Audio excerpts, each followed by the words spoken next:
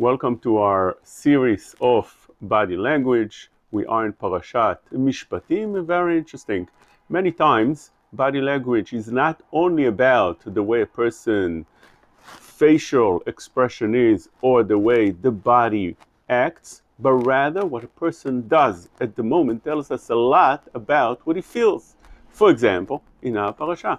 In our parasha it says about Atzilei Israel, which Rashi says they were the Zkenim, Nadav ve'Avihu, and ve'Zkenim. What did they do?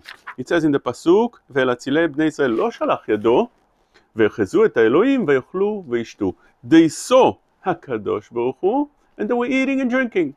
Rashi tells us over here, ve'chezu et ha'Elohim, they saw HaKadosh Baruch Hu, היו מסתכלים בו בלב גס, מתוך אכילה ושתייה. They were looking at HaKadosh Baruch Hu with light-headedness, which means they weren't in a serious state of mind, but rather in a light state of mind. How do we know that? How does Rashi know that? Where does it say that over here? וחזו את האלוהים ויאכלו וישתו. Obviously, because it says ויאכלו וישתו. Very simple. Rashi tells us, והיו מסתכלים בו בלב גס מתוך אכילה ושתייה. When you are together with HaKadosh Baruch Hu, when you see HaKadosh Baruch Hu, that's not the time you're eating and drinking. You don't make now a meal while you are with a meeting with HaKadosh Baruch Hu. When you're in a very, very important meeting, that's not the time to eat and drink. That shows kalut rosh. Actually, this is how we posek in halacha in Shulchan Aruch, in Ilchot Kavod Bet HaKnesset, Siman Kuf Nun Aleph. It says over there the following words, Bate Knesiot u'Bate Midrashot, En nagim b'hem kalut rosh. One is not allowed to have light head in shuls and in Bate Midrashot. What are the examples to that? So the halacha says over here a few examples. For instance, chok v'itul rosh, v'sicha betela. A person should not talk in the shul for no purpose. A person should not joke in the shul. And then the next example, ve'en ochlim v'shotim b'hem, ולא מתקשטים בהם, ולא מטיילים בהם. So one of the things is אין אוכלים ושותים בהם. One is not allowed to eat and drink in a shul, because that shows lack of respect to the shul, which means sometimes a person needs to be in a serious state of mind, as when he is in front of HaKadosh Baruch Hu, just like in a shul, because when you are in the shul, you are together with HaKadosh Baruch Hu that's there, the Shekhinah is in the shul, it mikdashi tirau, mikdash me'at, that is the shul. And over here in our parasha as well, v'yechezu et Elohim v'yochlu v'yishtu.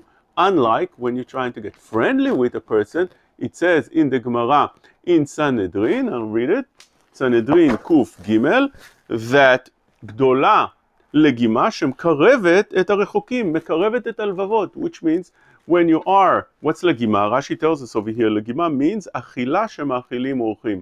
When you are making a meal to guests, that brings you close to them, and that is something that is actually positive, because you're trying to get comfortable with those people, make them feel comfortable, so then you eat and drink. But in front of HaKadosh Baruch Hu, it's not about getting comfortable. When you are there with HaKadosh Baruch Hu, you have to be with fear. You have to be yaret HaKadosh Baruch Hu. And therefore, that is not the time to eat and drink. So we see from here how important it is to pay attention to what a person does at the moment. When you are in a meeting with him, it's a serious meeting. Does he take the phone? He starts texting people. That shows that he ignores you. He doesn't care about you. He's totally not there with you. Same thing when you are in shul. Some people take out their phone, they start texting or doing other things. I see this also sometimes in Avot Ubanim.